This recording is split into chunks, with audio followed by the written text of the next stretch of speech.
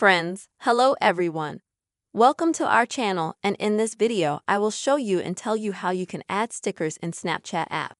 Friends, please put your likes under this video, write your comments, and don't forget to subscribe to the channel.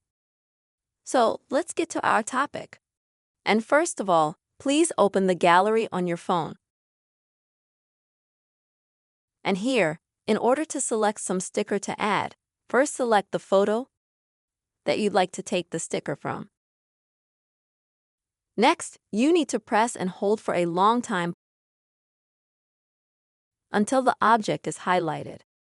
Next, click Copy. After that, friends, go to WhatsApp app, go to Chats, and go to the correspondence in which you would like to send the sticker. Next, you line for the message, tap and hold, and select Insert. As you can see, the sticker can now be sent. You can also edit it if you'd like. So, click Send. And as you can see, the sticker is now made and sent to WhatsApp.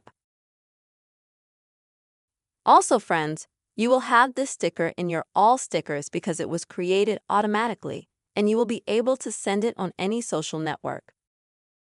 This is how, friends, you can easily add stickers in WhatsApp very quickly.